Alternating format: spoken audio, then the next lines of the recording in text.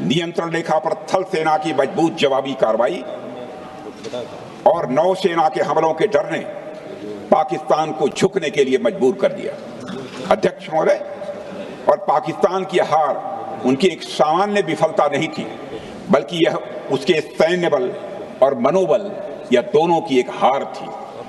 10 मई को पाकिस्तान के डीजीएमओ ने भारत के डीजीएमओ से संपर्क किया और सैन्य कार्रवाइयों को रोकने की अपील की। मैं सदन में यह बात फिर से दोहराना चाहूंगा कि पाकिस्तान के डीजीएमओ ने भारत के डीजीएमओ से संपर्क किया और सैन्य कार्रवाइयों को रोकने की अपील की।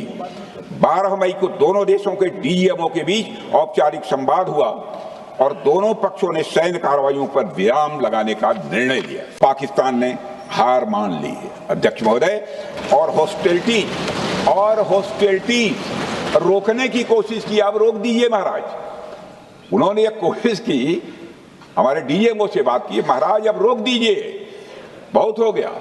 यह पेशकश इस कैबिनेट के साथ स्वीकार की गई थी। सुने, रुकिए तो रुकिए, बता दूंगा, बता दूंगा। अब बैठ तो आपको मौका मिलेगा। यह क्यों रुका, इसका पहले ही मैं पूरी तरह से वर्णन कर चुका हूं अध्यक्ष महोदय। मैं नेता प्रतिपक्ष को बहुत सम्मान के साथ कहना चाहता हूं कि कृपया एक बार मेरा पूरा भाषण पूछ लें। आपको प्रश्न पूछने की पूरी आजादी है, आप पूछ सकते हैं, मैं उसका उत्तर दूं। हमारे नेता अटल बिहारी वाजपेयी ने संसद में खड़े होकर उस समय के नेतृत्व की प्रशंसा की थी। हमने इस बात की खुशी जाहिर कि हमने अपने शत्रु को सबक सिखाया। हमने उस दौरान यह प्रश्न नहीं पूछा कि इस सबक सिखाने के दौरान में भारत के कितने प्लेन्स गिरे, भारत के कितने इक्विपमेंट्स बर्बाद हुए। यह प्रश्न अध्यक्ष महोदय उस समय भी हम लोगों ने नहीं पूछा। अध्यक्ष महोदय, यदि मैं इसे और भी प्रैक्टिकल तरीके से समझाऊं तो किसी भी परीक्षा के परिणाम में रिजल्ट मैटर करता है। यदि किसी परीक्षा में कोई बच्चा अच्छे मार्क्स लेकर आ रहा है तो हमारे लिए उसके मार्क्स मैटर करने चाहिए।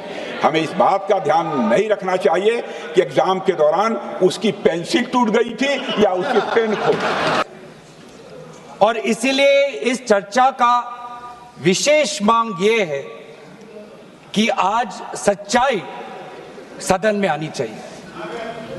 सच्चाई पहलगाम की आनी चाहिए, सच्चाई ऑपरेशन सिंदूर की आनी चाहिए, सच्चाई विदेश नीति की आनी चाहिए।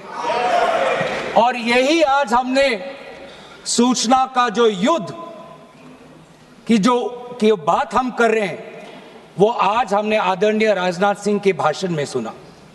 बहुत से सूचनाएं दी उन्होंने, बहुत से जानकारी दी, लेकिन रक्षा मंत्री होने के नाते ये नहीं कहा कि पहलगाम में दहशतगर्द कैसे आए। અમારી તમામ માહિતીથી અપડેટ રહેવા માટે જોડાયેલા રહો S9 ન્યૂઝ સાથે।